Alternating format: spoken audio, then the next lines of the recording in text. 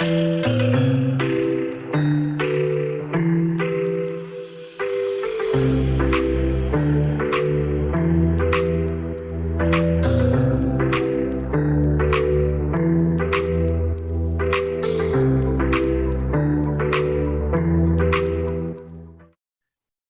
planning tools, we are really getting into more detailed space over here, planning it out. Now this is for my numbers person, that planning piece. And for my deal maker, you're just gonna look at this and go, okay, what am I gonna do? What am I gonna give? What am I gonna get? What am I gonna keep? And surprise, that's what my deal makers are gonna do. But if you want to be that planner, make a chart of what issues or terms you will give up, what must you keep, what you want to get, what could be a surprise. Surprise! Create a chart of information that will disclose to the other party, keep from the other party, you want to get from the other party, and what would surprise you? What would surprise you if they gave it to you? Remember, information is power in negotiation. Information is power. I know. You have all the information. Did you know they had a brother in Arkansas that they talked to on a daily basis, and that brother is an accountant, CPA, works for the IRS. That's why they know all the numbers, and you didn't know that. So that's something in knowing the style of the other side. They're going to be focused on the numbers. So, and if you don't know the numbers, or at least kind of have an idea what those numbers look like, guess what? You're going to lose the negotiation. Yes or yes? Talking to you. So here we go. Positive attributes of the negotiator is good listening, clear, consistent vision of their goals. They maintain long-term vision for partnerships. They're blunt and candid with about their needs and wants. They're honest and upfront regarding value and limitations. They're fair and consistent. They have a good sense of humor and clear ability to see other sides' point of view. Let's think about nonverbal communication. There's a reason why we had a follow-up to the class we had yesterday. Body language. Body language. Now it's even tougher now with Zoom. How many people, you know, it's funny, salespeople I've been talking to, that's why I laugh when we talked about like the whole work at home theme. Most salespeople I talk to, they all hate Zoom. They hate it because they can't, and you know why? They don't even know why they hate Zoom. Let me explain. It has to do with nonverbal communication. They can't see, they can't feel, they can't smell, they can't look, right? I mean, they can look, but you're not really in the environment to sniff out the deal, right? Did they get a phone call from somebody? Huh? Did their cousin Sally call them and tell them not to list with me?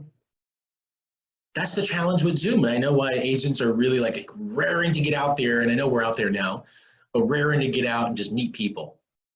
So nonverbal communication, though, is very important. Be conscious of your own body language during negotiations. Are you slouched? Are you hunched over? Are you crossing your arms? Right? That's what Josephine covered yesterday, yes?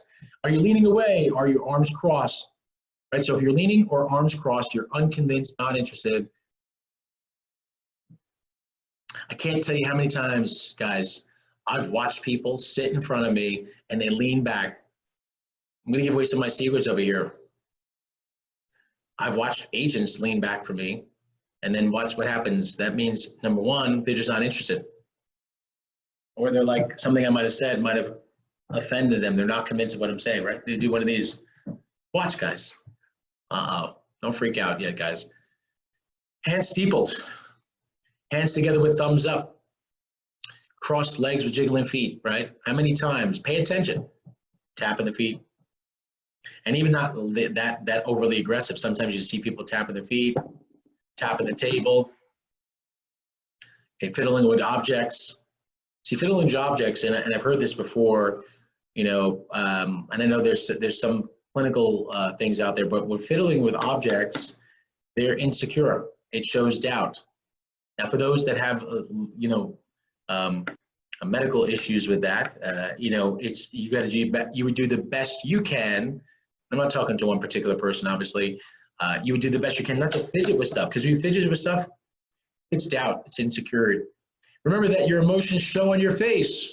Angry, sad, okay?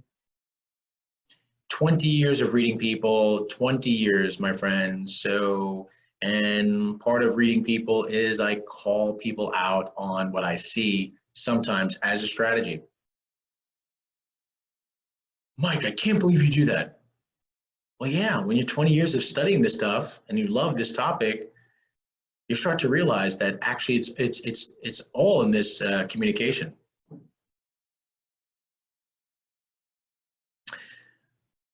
Remember, be aware that some body language may simply reflect a lack of understanding. A lack of understanding. Top 9 for negotiating across cultures. So isn't this true? Do we negotiate in New York with a lot of different cultures? Do we? Come on, let me hear you scream. Let's Zoom scream. Let's Zoom wave, let's wave. All right, prepare, prepare, prepare. Don't be derailed by problems arising from things you should have known. Avoid jargon, idioms, and slang words. You understand what that means, guys? If you're dealing with another culture, you may, let's say, for example, you were born here in the United States and you may say something that might not be in tune with someone from overseas somewhere. So use this, they're not getting connected to you, therefore it's harder to negotiate as well. Pictures, pictures, pictures is worth 1,000 words. Support your case with instructive visuals. When someone doesn't speak a certain language and let's say English is your means of communication, use pictures, use visuals. And patience, patience, patience, patience, especially where cultures do not see time as money. Isn't it true there's certain cultures around the world that, you know, they don't see time as money, you know? I remember being in Spain and we're out to eat for lunch and it's siesta time and I walked into the restaurant, the door was open and the people were there eating, they were the owners. And I said, hey, you know, I saw your door open, you know, can we get some tapas? They looked at us like we were crazy. So, and it just proves a point, guys. Some cultures, though, don't see time as money. And retain cultural neutrality. Do not judge. Do not judge. Do not judge. Think long term. Written agreements may be seen as just the start of the relationship. Know thyself. Recognize where your own preferences may lead. Thou shalt not comment on the other party's approach to an ethics of doing business. Number one, the rest of the stuff, okay, be prepared to say no. Be prepared to say no. Remember, it all depends on you. Even with all the best techniques and strategies, you need to regulate your emotions if you want to have any hope of coming out on top. So, I have more to say about this, so don't go anywhere. Don't go anywhere. I realized I was coming down to the last slide, but I have a lot to talk about. Remember, it all depends on you. So even with all the best techniques and your strategies, you need to regulate your emotions if you want to have any hope of coming out on top. So when negotiating, I have a couple of things that I wanted to share with you when it comes to, so you may want to jot these things down. When it comes to working with sellers, and you're trying to reduce the price, what does that come down to? Reassurance.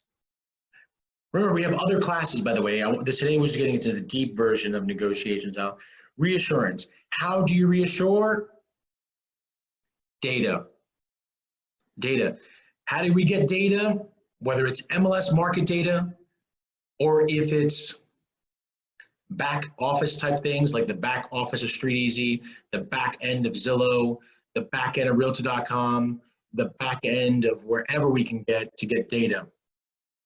And in that data, are you sharing with them the proper metrics? Metrics meaning, like, for example, if we were talking about the back end of Zillow and we're talking about number of eyeballs that have seen the property, number of inquiries, number of appointments, isn't that reassuring people? Isn't that a way to negotiate the price down? Isn't that a sense of negotiation, isn't it? When you're bringing the price down, when you're adjusting the price. Buyer sides, when you're negotiating. Have you brought them the data? They deserve the data. We're the reassurance business. So when we talk about reassurance, though, we think about our styles. And what I mentioned earlier today about styles, if you're the deal maker, right? If you're the deal maker, then you're just going back and forth, and someone who might be, let's say, for example, if they're an attorney, if they're a CPA, Think about in their career, if they're working this professional space, are they more organized? Are they more detail oriented? So if you're going to come out and try to be the deal maker with these folks, you're probably not going to get the deal done. Do you see what I'm saying? I hope so. So you do need to be a chameleon when just deciding what style you are. But before you overthink, find out what's best for you, still be you, and then make those adjustments. Look back at the slides and decide what the cons are, right, of being that certain style. And it's okay, yes, if you're the wheeler dealer, or if you're the numbers person, it's okay. We are human beings, right? We talked about that, genetics, your upbringing. But it really all depends on you. Remember, it's win-win, no deal. Preparation is the key to it all. Regulation. Regulate your emotions if you want to come on top. So I'm going to stop here for questions that you guys have, because this is a very immersive presentation. And I hope you got a lot of value out of this.